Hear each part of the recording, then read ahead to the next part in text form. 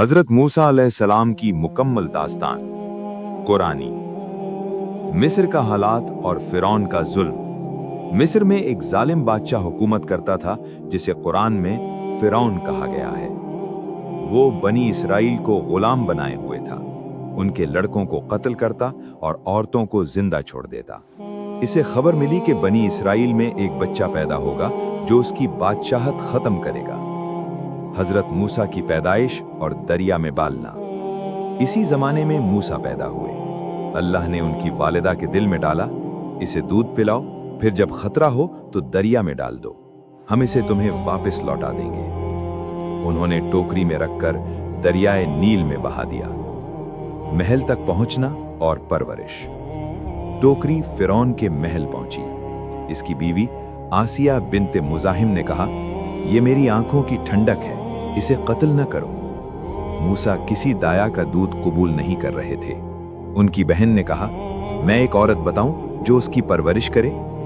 यूं मूसा अपनी ही वालिदा के पास वापस पहुंचा दिए गए, मगर बतौर दाया।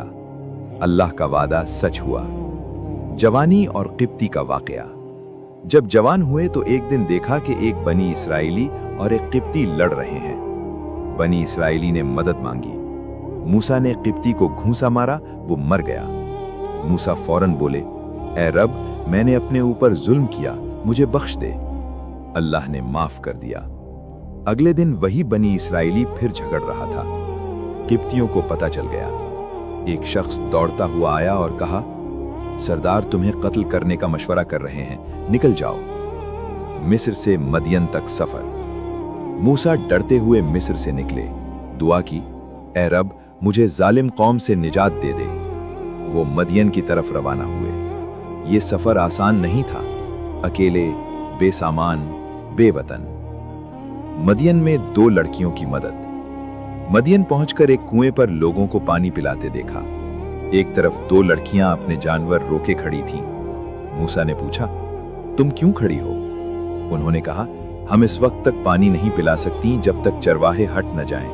हमारे वालिद बहुत बूढ़े हैं। मूसा आगे बढ़े, तन्हा कुएं से पानी निकाला, उनके जानवरों को पानी पिलाया, फिर साए में जा बैठे और दुआ की, ए रब, मैं इस खैर का मोहताज हूं जो तू नाजिल करे। शादी का वाकया। थोड़ी देर बाद एक लड़की आई, हया से चल रही थी। कहा, मेरे वालिद आपको बुला रहे हैं ताकि आपकी मदद का बदला दें। मूसा उनके वालिद के पास गए। अक्सर मुफस्सिरीन इन्हें हजरत शुएब करार देते हैं, मगर कुरान नाम जिक्र नहीं करता। उन्होंने पूरी दास्तान सुनाई। बूढ़े शख्स ने कहा, डरो नहीं, तुम जालिम कौम से बच आए हो। एक बेटी ने मशवरा दिया, इन्हें मुलाजिम रख लें, ये मजबूत और अमानतदार हैं। बूढ़े शख्स ने कहा, मैं चाहता हूं कि अपनी 2 बेटियों में से एक का निकाह तुमसे कर दूं। शर्त यह है कि तुम 8 साल मेरी खिदमत करो। अगर 10 पूरे कर दो तो तुम्हारी मर्जी। मूसा ने कबूल किया। यूं उन्होंने 8 या 10 साल बकरियां चराईं। यही वो दौर था जब अल्लाह ने उन्हें सब्र, क़ियादत और तन्हाई में तरबियत दी। कोहे तूर का वाकया। नबूवत का लम्हा।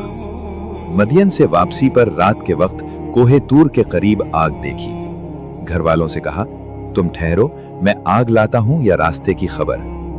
जब आग के पास पहुंचे तो आवाज आई, ए मूसा, मैं तुम्हारा रब हूं, जूते उतार दो, तुम मुकद्दस वादी में हो।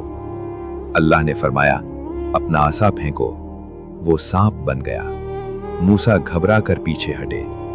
अल्लाह ने फरमाया, पकड़ो, डरो नहीं। फिर हाथ बगल में डाला, निकाला तो सफेद नूरानी था। ये नबूवत का आगाज था।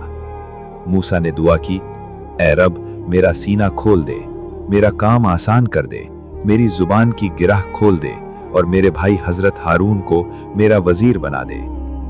फिरौन के पास वापसी। मूसा वापस मिस्र गए। फिरौन ने कहा, क्या हमने तुम्हें अपने महल में नहीं पाला? उसने जादूगरों को बुलाया। मुकाबला हुआ। जादूगरों ने रस्सियां डाली, सांप दिखाई देने लगे। मूसा का आसा हकीकी अजदहा बना, सब निकल गया। जादूगर फौरन सजदे में गिर पड़े। पहला अजाब आया।